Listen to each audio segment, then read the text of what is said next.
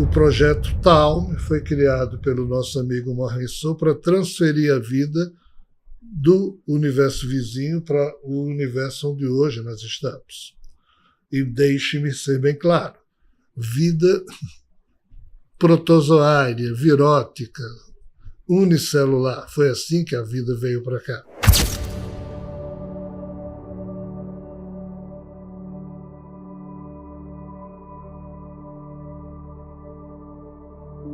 Talvez alguns de vocês que, em me escutando falar alguns termos aqui, se não estiverem já, vamos assim dizer, harmonizados com algumas das expressões que nós usamos no âmbito da revelação cósmica, eu não vou poder aqui me aprofundar e apenas digo que na plataforma Orbon nós temos diversas palestras sobre o projeto Talm, sobre a mensagem Talm, livros escritos, o Terra Atlantis, que falam disso e outros que ainda irei publicar. Então, assim, vou tentar responder a pergunta. Da forma como as mitologias explicam, ainda que a nossa cultura humana não saiba disso, não penso que meia dúzia de seres humanos na Terra reflitam sobre isso que o nosso irmão está perguntando. Mas, assim, olhando para a criação com dois universos que nós fazemos parte, sem que disso saibamos, a vida, primeiro, como contam as mitologias, surgiu nesse universo vizinho, universo antimaterial. Os corpos de plasma que ali existem. E, segundo a mitologia nórdica, quem primeiro a codificou foi um ser chamado Orlog, ao criar a Uerd. Uerd significa uma espécie de computador quântico que funciona como uma teia da vida universal, no sentido de organizar as informações mentais, as informações que saem de cada ser. Na época, os três senhores da Trimurti concordaram, e então todos os seres vivos que até então existiam, e nós estamos aqui falando cerca de uns 4 bilhões de anos após o início dessa criação, no universo vizinho, os seres que lá existiam, porque não havia vida nenhuma, de nenhum tipo no nosso universo, os seres que existiam no universo vizinho, Orlog pegou o código-fonte definidor deles, que é uma espécie de um algoritmo mental existencial de plasma, e catalogou este computador quântico, essa Uerd, com o código de vida de cada ser, e criou um algoritmo fazendo com que qualquer emissão mental que saísse de um determinado algoritmo voltaria para ele. Isso tem toda uma história que daria uma palestra à parte só para explicar os detalhes disso, mas foi assim que as informações mentais que Patanjali nos Sutras do Yoga chamaria de Vrit, VRT, foram codificadas. Com essa codificação, houve o primeiro passo do ordenamento das informações mentais dentro da criação e surgiu a regra de que o que sai de um ser volta para ele. O segundo passo ocorreu uns 2 bilhões de anos depois disso, após muitos problemas de disputas entre os descendentes dos 3 seres da Trimurti, quando um outro ser chamado Morrensou, ou Fanes, ou Protogonos, são os nomes com os quais normalmente esse ser mitológico ele a ele referido. Esses nomes mostram uma divisão muito importante na história do que até então havia acontecido, uma espécie de divisor de águas. Por quê? Porque Morrensou foi o ser que tomou para si todos os códigos de todos os seres até então existentes, os quais estavam organizados e codificados sob a forma da Word que Orlog havia feito, e criou um novo código. O novo aí é um nome algo inapropriado, ou seja, ele pegou toda a codificação podre que até então existia, deu uma neutralizada em uma outra coisa, manipulou isso ou aquilo e criou um código fonte definidor que foi considerado como sendo novo ou regenerado.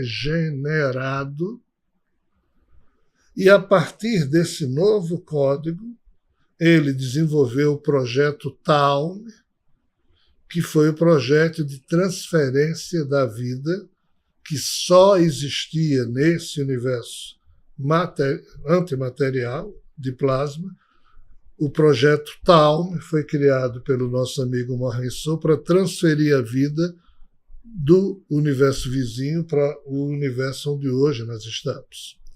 E deixe-me ser bem claro, vida protozoária, virótica, unicelular. Foi assim que a vida veio para cá.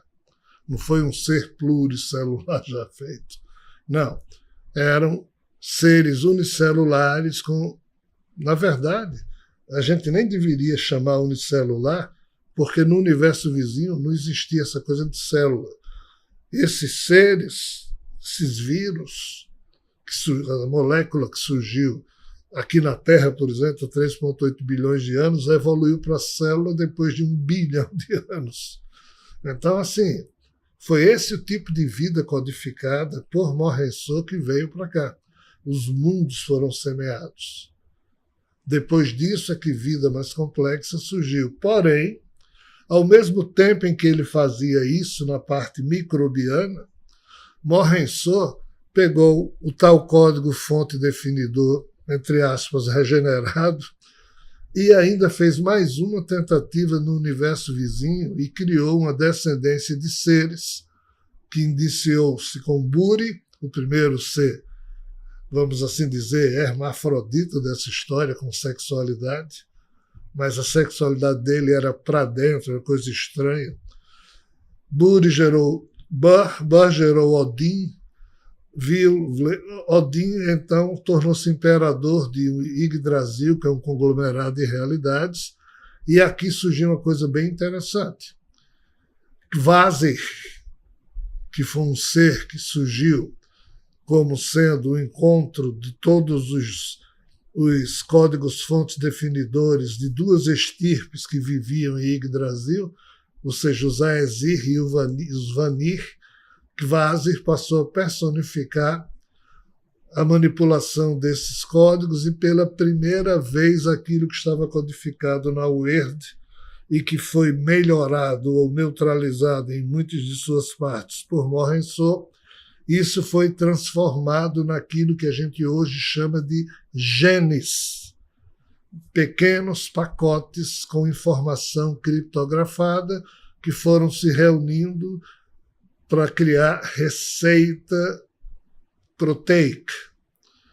Então, Yggdrasil foi a forma como o código-fonte definidor foi transformado no que hoje a gente chama genes, e essa genética foi parar na parte de Yggdrasil que correspondia a Midgard, que é o planeta Marte do nosso sistema solar.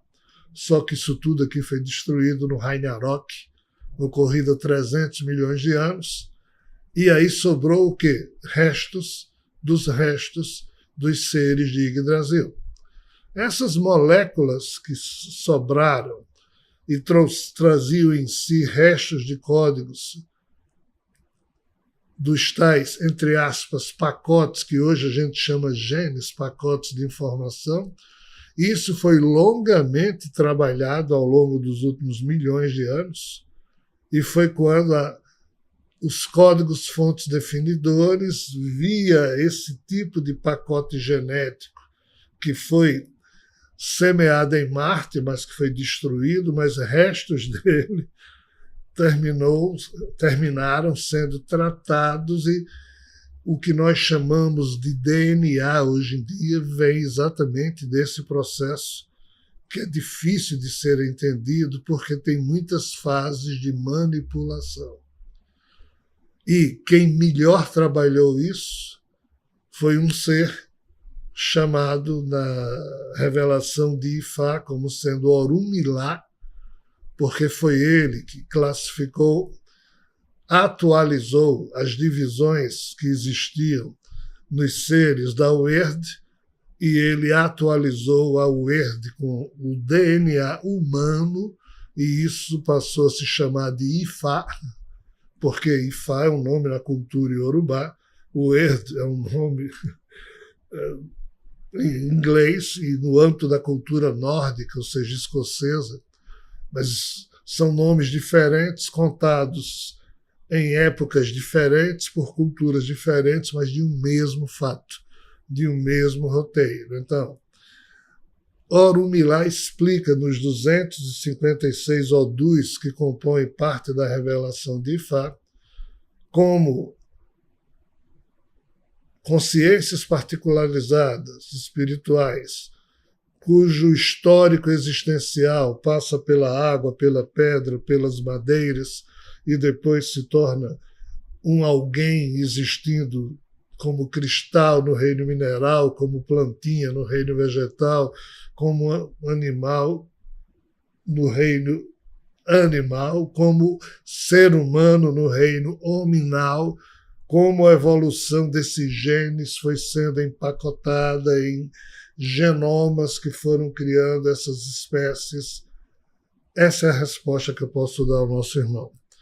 Ainda que é uma resposta superficial, porque isso aqui envolve o projeto Taub, envolve diversos processos que ocorreram no seu bojo, no seu desenvolvimento, e isso vem se dando há mais de 5 bilhões de anos, sendo atualizado permanentemente pelos esforços do projeto Taub, através de seres chamados, nos livros que produzo, de Fenvães, é um tipo de demônio mais moderno, que inocula nele mesmo o tipo de genoma que o tal ser Morrensô pede para ele tentar transferir do antimaterial para o material. É uma confusão muito grande essa situação, mas o fato é que as mitologias falam disso, e cá nós estamos, seres humanos, com um DNA que ninguém sabe explicar como é que os nossos 25.869 genes já apareceram organizados aqui na Terra, e nós somos herdeiros de uma molécula-mãe que surgiu aqui há 3,8 bilhões de anos, com isso aí mais ou menos delineado, e que ao longo do tempo a evolução das espécies darwiniana foi ajustando isso e aquilo através da seleção natural. Será isso que nós temos que compreender? É isso, só que os neodarwinistas não conseguem entender o antes do DNA já aparecer formadinho aqui há 3,8 bilhões de anos. Eles só pegam a história daqui para frente e não conseguem compreender os últimos 300 milhões de anos, na verdade, os últimos 500 milhões de anos, quando aqui na Terra os seres unicelulares, de repente, apareceram nos mares como seres pluricelulares. Não há os fósseis dessa transição, os cientistas chutam para aqui e para acolá, encontram um ou outro detalhe disso, mas ainda não se constrói um caminho seguro de entendimento pelo método científico. Então, essas questões permanecem abertas. Mas, se olharmos para as mitologias, a história que o compêndio mitológico conta é muito semelhante ao que eu acabei de expressar aqui. Então, fica essa semente aí para reflexão, mas sem que nisso haja qualquer perspectiva de se ofertar aqui uma resposta que possa atender de fato a essa pergunta. Não, só as gerações humanas no futuro vão ter capacidade e condições de fato, discernir sobre a verdade em relação a como o código de vida que lá existia nesse universo vizinho, o código-fonte definidor, se transformou nesse código biológico que a gente chama de DNA. Cientificamente, só no futuro iremos entender isso em toda sua complexidade.